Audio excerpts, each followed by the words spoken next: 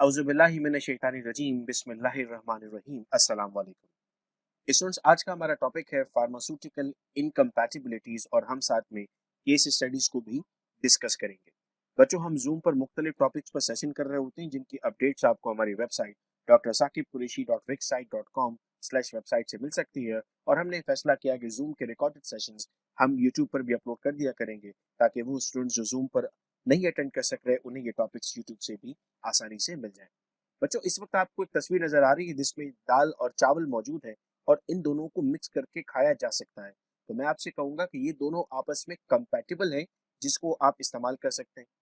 बच्चों, अब आपके सामने चाय और बिस्किट की तस्वीर आ रही है और आपको ये मालूम है कि इस बिस्किट को चाय में डुबोया जाता है और इसके बाद हम इसे खा लेते हैं। इसका मतलब ये हुआ कि ये दोनों चीजें भी आपस में कंपैटिबल हैं। लेकिन अब आपके सामने चाय, बिस्किट और आइसक्रीम नजर आ रही है। तो मैं आपसे ये अगर कहता हूँ कि इस बिस्किट को आइसक्रीम में डालने के बाद चाय में डालकर आप खाएं, तो आप कहेंगे सर ऐसा नहीं किया जा सकता। तो मैं इंग्लिश में से कहूंगा ये आपस में इनकम्पैटिबल है। तो जनरली वर्ड इनकम्पैटिबल का मतलब हमें समझ में आ गया। और अगर अब हम बात करते हैं फार्मास्यूटिकल की, तो अगर कोई इंग्रेडिएंट किसी इंग्रेडिएंट के साथ मिक्स नहीं किया जा सकता तो वो कहलाएगा फार्मास्यूटिकल इनकम्पैटिबिलिटी। इस वक्त स्क्रीन पर जो चीजें आप देख रहे हैं, आप पनीर देख पा रहे हैं, आप मिल्क देख पा रहे हैं, आप फिश देख रहे हैं, आप मीट देख रहे हैं। आपने बचपन से सुना कि इन तमाम चीजों का आप एक साथ इस्तेमाल नहीं कर सकते। इसका मतलब ये तमाम चीजें आपस में इनकम्पैटिबल है। अगर हम टर्म फार्मास्यूटिकल इनकम्पैटिबिलिटी पर आते हैं तो मैं यहाँ पर रीड करता हूँ डेफिनेशन को। When two or more ingredients of a prescription are mixed together, the undesired change that may takes in the physical, chemical, or therapeutic property of the medicament is termed as incompatibility.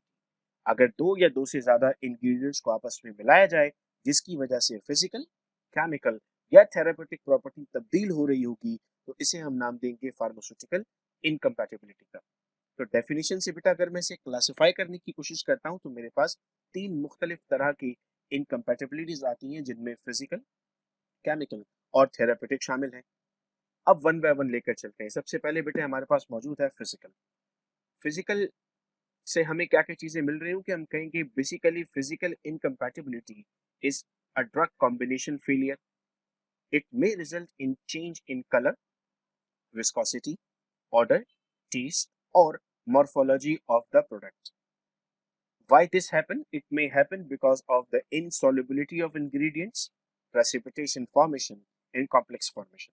तो physical incompatibility जो होगी बेटा वो जब combination हम कर रहे होंगे तो उसमें फेलियर आएगा, विस्कोसिटी चेंज होगी, कलर चेंज होगा, ऑर्डर, टेस्ट, मॉर्फोलॉजी चेंज होने के चांसेस हैं जिसकी वजह है इंग्रेडिएंट्स का आपस में इनसॉल्युबल होना, उनका प्रेसिपिटेट बनाना या फिर कॉम्प्लेक्स बनाना।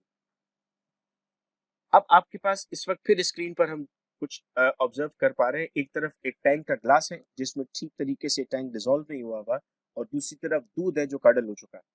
अब अगर टैंक के ग्लास में टैंक डिसॉल्व नहीं हुआ या दूध कडल हो गया तो क्या इसे फेंक देंगे?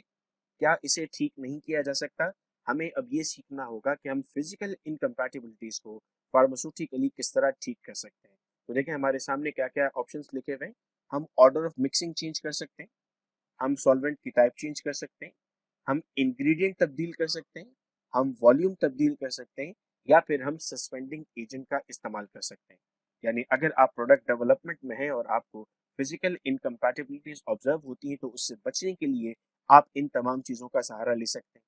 अब आइए केस स्टडी पढ़ते हैं कि हमारे पास एक फॉर्मुलेशन है जिसमें ऑयल और वाटर को ऐड करना है।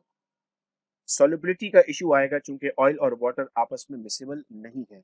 एग्जाम्पल अगर मैं आपके सामने लेता हूं तो कैस्टर ऑयल और वाटर की एग्जाम्पल है कि इसे आपको फॉर्मुलेट करना है। अब आपके पास क्या ऑप्शन मौजूद है इसकी फिजिकल इनकम्पैटिबिलिटी को ठीक करने का कि आप इमल्जेंस की तरफ जा सकते हैं और आप कोई इमल्सिफाइंग एजेंट इस्तेमाल कर सकते हैं। इमल्सिफाइंग एजेंट में आपके पास एक बहुत बड़ी क्लास है जिसमें हम एग्जाम्पल ले सकते हैं एल्जेनेट्स का या ग्लिसरॉल मोनोइस्टीरेट का। तो जब भी आप फॉर्मुलेशन बना रहे होंगे कैस्टर ऑयल और वाटर की तो आप उसमें लाजमी ऐड करेंगे किसी इमल्सिफाइंग एजेंट को। केमिकल इनकम्पैटिबिलिटी को बेटा हम एक और नाम देते हैं इमीडिएट इनकम्पैटिबिलिटी। ये कैसे मुमकिन हो सकती है? It may be because of oxidation reduction reaction, it may be because of acid weight hydrolysis, or it may be because of combination of two or more chemical structures. Actual में ingredients के दरमियान chemical interaction होना start हो जाता है।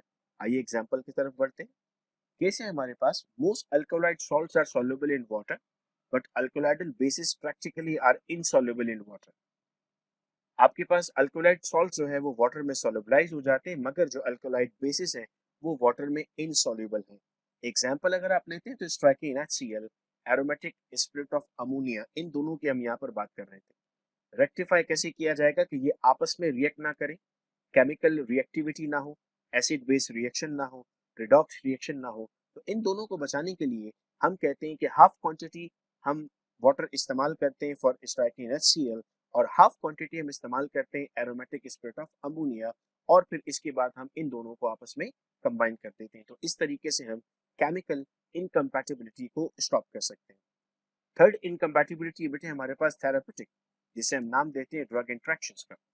Drug interact कर सकता है किसी और ड्रग के साथ जो आपने इस्तेमाल की थी, या फिर ड्रग इंटरेक्ट कर सकता है किसी एक्सीपिएंट के साथ। फॉर एग्जांपल, अगर ड्रग एक्सीपिएंट समझने की हम बात करते हैं कि मेफेनिमिक एसिड को हम कैल्शियम इसीलेट के साथ इस्तेमाल नहीं करते, वो चिलेट फॉर्म करता है।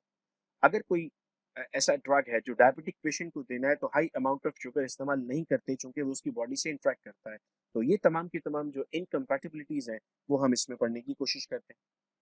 इसके बाद एग्जाम्पल से बेटे हमारे पास कि अगर कोई ऐसी ड्रग है जो सिमिलर नेम रखती है, अगर उनका इस्तेमाल किया जा रहा है या दोनों का इस्तेमाल किया जा रहा है या किसी एक का इस्तेमाल किया जा रहा है और डोज अल्टर किया जा रहा है, तो ऐसी सूरत में हमारे पास जो इनकम्पैटिबिलिटी जनरेट होगी वो कहलाएगी थेरापेटिक, चूंकि उससे दवा का थेरापेटिक इफेक्ट में फर्क आएगा। इसमें कॉन्ट्राइंडिकेटेड ड्रग्स भी आती हैं, जैसे फेनिट्रोइन, क्लोरामफेनिकॉल इन प्रेगनेंसी, ये कॉन्ट्राइंडिकेटेड है। कॉन्ट्राइंडिकेटेड ड्रग्स के लेक्चर्स भी आपको इसी यूट्यूब चैनल पर मिल जाएंगे। हमने कॉन्ट्राइंडिकेटेड ड्रग्स इन प्रेगनेंसी भी पढ़ी हैं, हमने ड्रग्स यूज इन प्रेगनेंसी पढ़ा, इन हाइपरटेंशन कंडीशन, तो ये तमाम के वीडियो के लिंक आपको यहाँ मिल जाएंगे।